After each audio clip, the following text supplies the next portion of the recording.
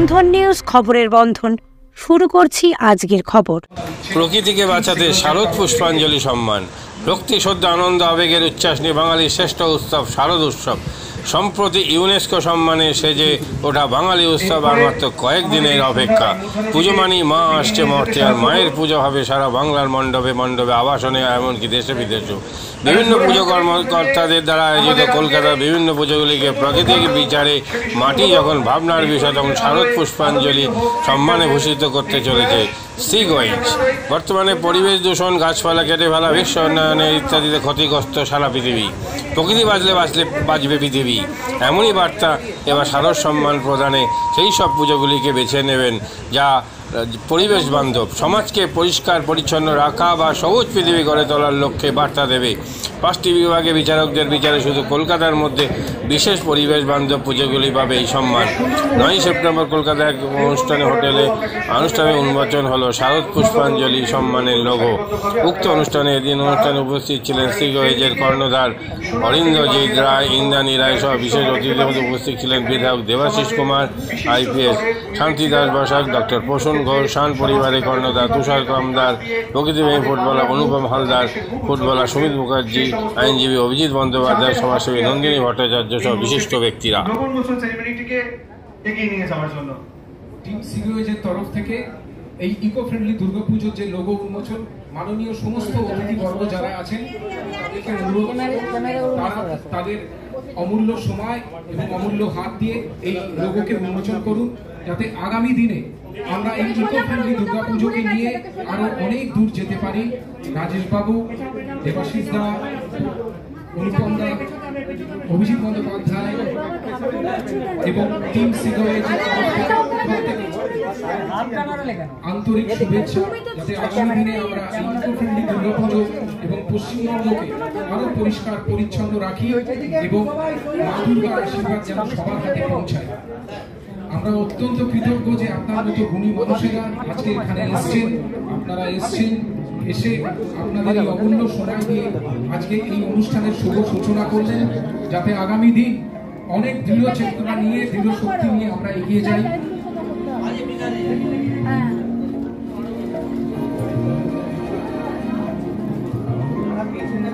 সকলকে অনুরোধ করবো হাত দুটোকে এক করে একটু জোরে হাততালির মধ্যে দিয়ে আমাদের এই লোগো উন্মোচন সেলিব্রিটিকে আরো স্মরণীয় করে রাখুন।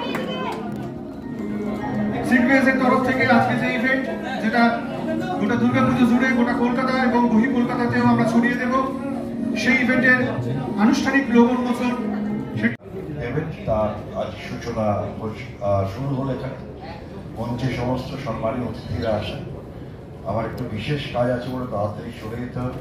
আমি বিশ্বাস করি পরিবেশ না বাঁচলে পুজো কেন মানুষের অস্তিত্ব বাঁচবে না। তাই স্বাভাবিকভাবে পরিবেশের উপর যারা কাজ করেন তারা শুধু সমাজের নয়, তারা ঈশ্বরের আশীর্বাদ পাবেন বিশ্বাস আমার আছে। কারণ পরিবেশ না বাঁচলে, বিশেষ করে আমরা যারা কলকাতায় থাকি, পৃথিবীর যতগুলো বিপজ্জনক শহরগুলি চিহ্নিত পরিবেশের দিক থেকে কলকাতা শুধু অন্যতম নয়, প্রথম দিকে আছে। কলকাতা থেকে সুন্দরবনের দূরত্ব হচ্ছে 100 কিলোমিটার। যেভাবে সুন্দরবনে জলস্তর বাড়ছে, স্বপ্নের শহর থাকবে কিনা সেটা প্রশ্ন দেখা দিয়েছে। তাই স্বাভাবিকভাবে পুজোর মতো এত বড় একটা মঞ্চ যদি কেউ পরিবেশের স্বার্থে ব্যবহার করতে পারেন, তাদের পরিবেশ বান্ধব পুজোকে স্বীকৃতি দেওয়ার যে প্রচেষ্টা আজকের এই সুয়েজ গ্রুপ থেকে শুরু করা হলো, আমি এটা ধন্যবাদ। পরিবেশ ছাড়া এই পুজো কারণ শহরই থাকবে না, মানুষ থাকবে না। তাই পরিবেশের ক্ষেত্রে যারা কাজ করছেন তাদের সকলকে আমাদের অনেক অনেক শুভেচ্ছা। আমি আশা করব এই পরিবেশ বা যে বান্ধব পুজোর যে প্রতিযোগিতা, সেটা অনেক পুজোকে উৎসাহিত করবে পরিবেশ সহায়ক পুজো তৈরি করার জন্য। দেখি দয়া করুন বাবা। তাদের শুভেচ্ছার উত্তরে আজকে একটা কথা, অনেক কিছু লিখেছি, তার মধ্যে একটা বড় কথা লিখেছি যে আপনাদের সবার হাত ধরে, কথা তো অনেক শুনতে হয়, জানবেন যে কোনো একটা কাজে হাত দিলেই যারা এখানে বসে আছেন, যত আইনজীবী আছেন, সমাজসেবক আছেন, বা কর্পোরেট হাউসে যারা আছেন, কি খেলোয়াড় বলুন, ডাক্তার, কথা সবাইকেই তাদের কাজের জন্য শুনতে হয়। ইভেন অরিন্দজিৎ ইন্দ্রাণীকেও তাদের কাজের জন্য শুনতে হয়। হয়। তো এই সমস্ত মানুষের হাত ধরেই কিন্তু কুকথার স্রোত বেরিয়ে আসে। তো এই মিডিয়ার বন্ধু বান্ধবের কাছে আন্তরিকভাবে কৃতজ্ঞ যে তারা না থাকলেও এগুলো সামলে নেওয়া যায়। আর যে কথা বলতে এখানে দাঁড়ানো যে ওরা এই পুজোর যে অনুষ্ঠানটা এটা অনেকদিন ধরেই করছেন, আমরা প্রায় সবাই অনেক বছর ধরে সঙ্গে আছি। যেহেতু আমাকে বলা হলো যে আমার কাজকর্ম নিয়ে কিছু কথা আপনারা জানতে চান, তো সেটা আজকে খুব একটা সেই জায়গা নয়। প্রসঙ্গে আগেও খানিকটা আমার কাজের কথা বলেছেন, প্রায় সবাই হয়তো জানেন। আমি ছোট্ট কয়েকটা কথা বলবো। এই যে আমাদের এখানে দুর্গা পুজো অর্থে বলা হয় না যে মানে সবার মধ্যে একটা কনসেপ্ট ঢুকে গেছে যে নারী মানে দুর্গা আর পুরুষ মানে অসুর। তো আমি এইটা একটু পরিবর্তন করতে বলি, নারী মানে কিন্তু দুর্গা নয়, পুরুষও দুর্গা হতে পারে। মানে নারী মানেই দশভুজা নয়, পুরুষও কখনো কখনো দশভুজ হয়। এই কনসেপ্টে আমাদেরকে আসতে হবে। মানে দুর্গা পুজো মানে কিন্তু নারী নয়, দুর্গা পূজার কনসেপ্ট হচ্ছে শুভর সঙ্গে অশুভর দ্বন্দ্ব, ন্যায় এবং অন্যায়ের দ্বন্দ্ব, মানে অশুভকে বিনাশ করে শুভর উদয়, এটাই কিন্তু দুর্গা পুজোর কনসেপ্ট।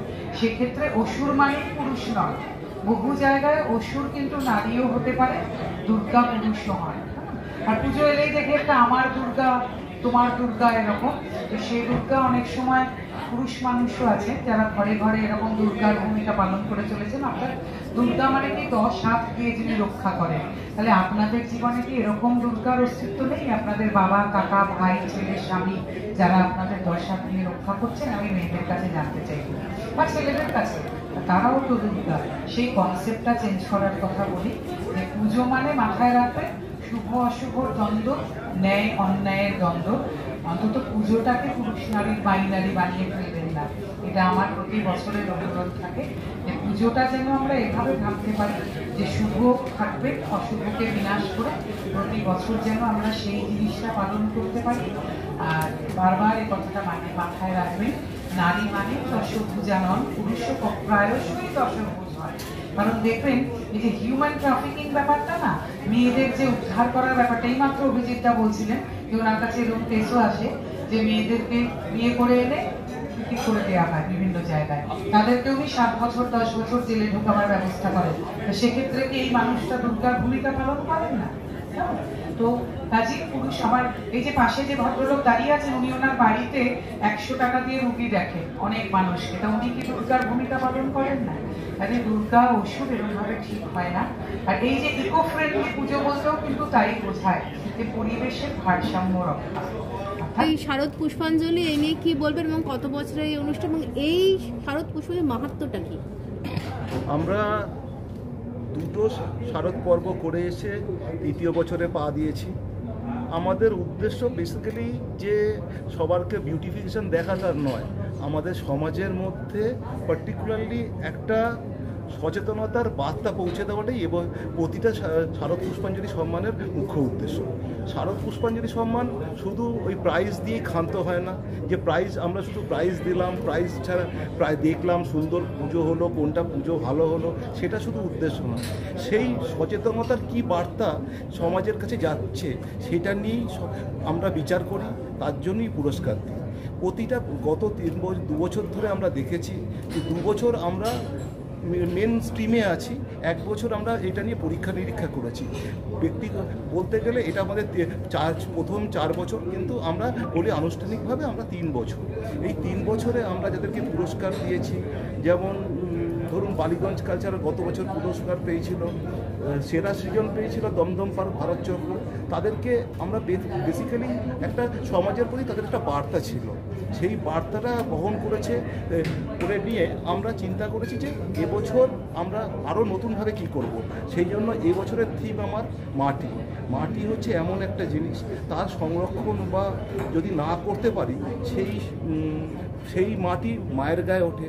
মা যখন কোনো যদি পলিউটেড হয়ে যায়, তাহলে আগামী প্রজন্মের জন্য আমাদের কাছে খুব বাজে বার্তা যাবে। সেই জন্য এবার আমাদের থিম হচ্ছে মাটি।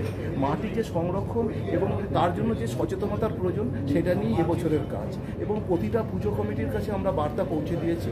আমরা প্রায় 450 পুজো কভার করছি এবছর। এবং এবছর আরেকটা জিনিস আমরা যোগ করেছি, সেরা আবাসন। সেই আবাসনের মধ্যে যে অনেক পরিবার আছে যাদের কিছুটা সচেতনতার প্রয়োজন আছে, যারা যত্রতত্র নোংরা ফেলছে, তার জন্যই মানে আমরা এবছর সচেতনতার জন্যই নিয়ে এসেছি হচ্ছে বেসিক্যালি যে শারদ যে আমরা আরেকটাও আমাদের পুরস্কার আছে শারদ অনন্যা, যে মহিলাদের জন্য, যে মহিলা সমাজের সেই পাড়ার জন্য একটু এগিয়ে এসে কাজ করে, আমরা তাকেও সম্মান দেখাচ্ছি শারদ অনন্যা দিয়ে। এবার এইটাই হচ্ছে আমাদের থিম, মাটি, মা এবং জল, এই তিনটে নিয়েই আমরা কাজ করি বস্তুগতভাবে। তার জন্যই এবছর আমরা 3 বছরে পড়ি। শুধু কলকাতাতেই না কলকাতার বাইরে যাবেন? না, আমরা শুধু কলকাতাতেই করি। কলকাতা এবং এর পরের বছর থেকে আমরা হাওড়া এবং 2টো 24 পরগনা আমরা কভার করবো। 3টে বছর হয়ে গেছে। আমরা এবছর আমরা জয়েন করেছি নিউ টাউনকে এবং সল্টলেককে। মূলত শারদ সম্মান দেওয়ার সময় কি ভিত্তি দেখেন, মানে কি আমরা শারদ সম্মান দেখার সময় শুধু বিউটিফিকেশন বা দেখি না, আমাদের জিনিস হচ্ছে আমরা দেখি হচ্ছে সেখান থেকে কি বার্তা পৌঁছে যাচ্ছে সমাজের কাছে। মানে নেচারটাকে কি আপনারা বেশি প্রাধান্য দিচ্ছেন? যারা নেচারের সঙ্গে রিলেটেড মণ্ডপ সজ্জা করবে সেগুলো প্রাধান্য পাবে। ইকো ফ্রেন্ডলি শুধু তাই নয়, গাছপালা, জল। মাদকাসক্ত যুবকদের জীবনের মূল স্রোতে ফিরিয়ে আনছে চুঁচুড়া নবজীবন ফাউন্ডেশন। আজ থেকে 7 বছর আগে পথ চলা শুরু হয়েছিল এই সংস্থার। হুগলি জেলা থেকে শুরু হয়েছিল নবজীবন ফাউন্ডেশনের কাজ। আজ গোটা উত্তর পূর্ব ভারতে ছড়িয়ে পড়েছে তার ব্যাপ্তি। জেলা ও রাজ্যের হাজার হাজার মাদকাসক্ত যুবকদের মানসিক ও শারীরিক চিকিৎসার মধ্যে দিয়ে সুস্থ জীবনের পথে ফিরিয়ে আনছে নবজীবন ফাউন্ডেশন। কি করে এই সংস্থাকে তিল তিল করে গড়ে তুলছেন বন্ধন নিউজ এর ক্যামেরার সামনে, সে কথা বললেন সংস্থার কর্ণধার চন্দন দাস। দেখি ওটার মধ্যে কি আছে বা পাড়ার বড় দাদারা করছে, আমিও একটুখানি করি, ফিলিংসটা কি সেটা দেখতে যাই। এবং একটা সার্টেন টাইমের পর কি হয়, সেটা ফ্রিকোয়েন্সিটা তখন অনেক বেশি থাকে, গ্যাপ থাকে যখন শুরু করে।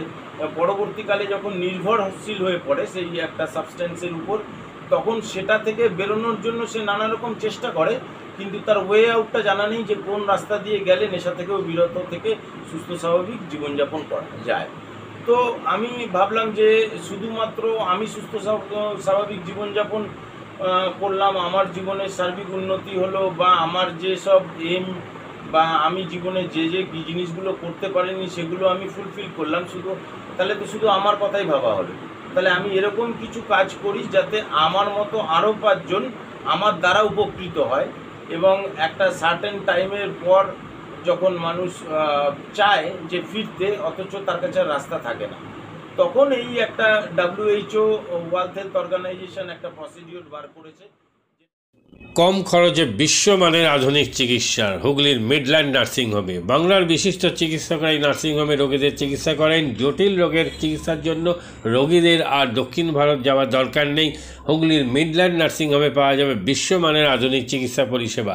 এখানে প্রসূতি, মা ও সদ্যজাত শিশুদের বিশ্বমানের আধুনিক চিকিৎসা পদ্ধতিতে চিকিৎসা করে থাকেন গাইনো ও শিশু চিকিৎসকরা।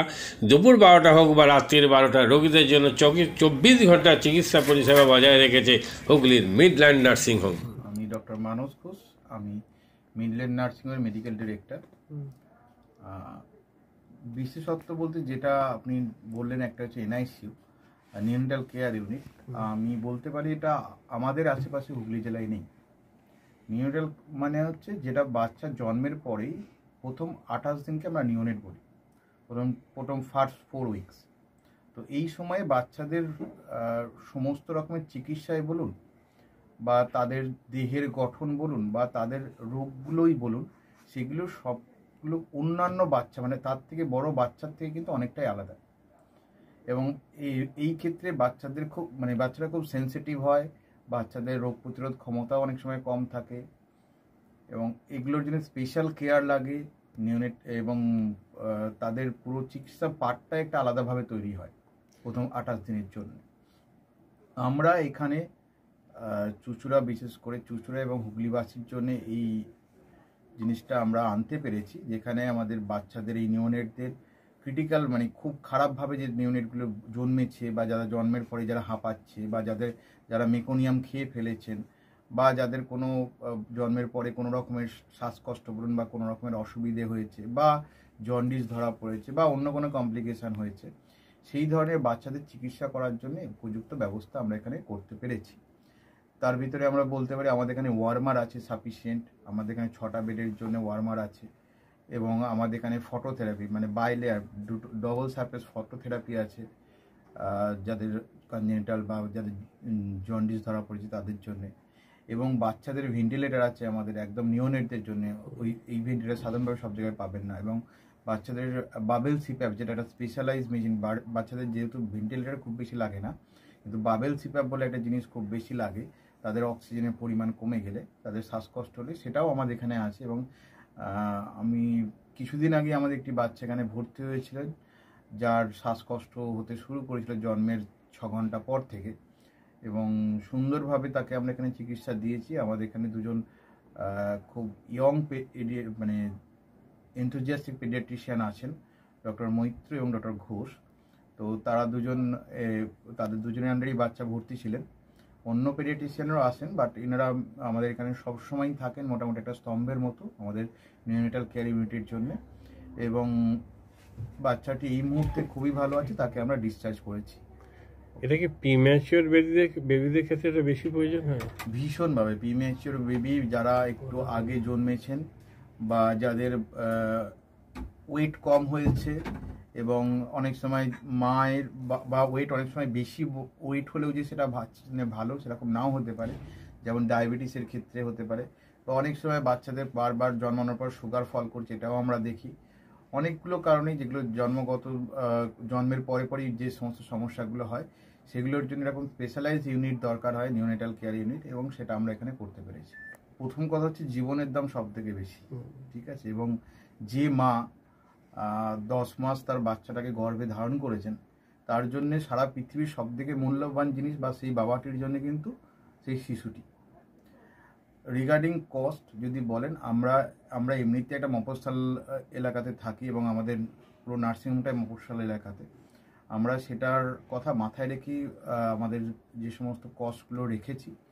এবং এই যেটা বললাম কয়েকদিন আগেই আমাদের একটি বাচ্চা যাকে হঠাৎ করে শিফট করতে হয়েছিল নিকুতে, সেই চিকিৎসা পেয়ে গেল।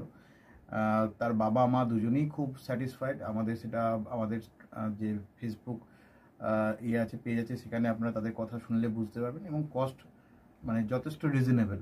আমি একেবারে কম বেশি এরকম বলবো না, আমি বলবো রিজনেবল। আমাদের মফস্বলের জন্য যেটা হওয়া উচিত সেই রকমই করা আছে।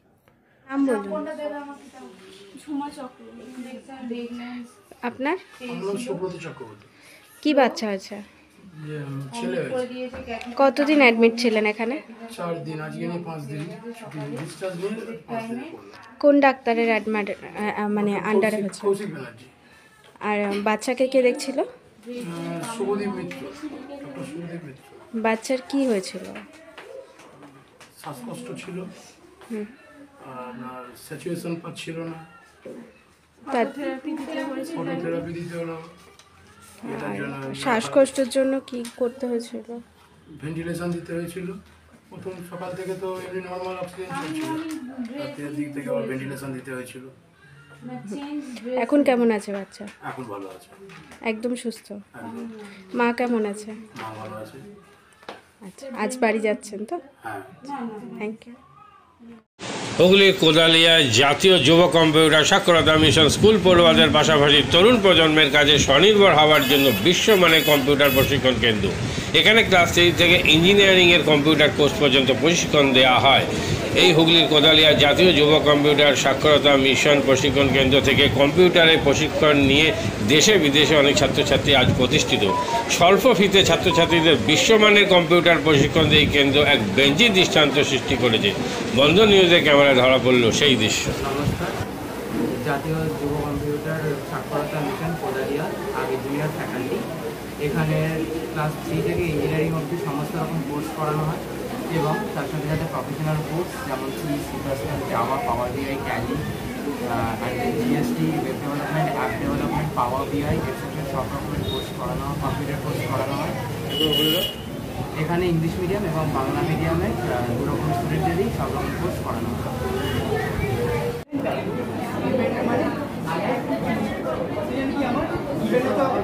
সেকেন্ড কি আমার ট্যালেন্ট, রাইট? আমি এখানে কি করলাম, এই পার্টটা বার করছি কাকে, এই পার্টটা the first while loop is for the sum of digits and the second while loop is for the reverse.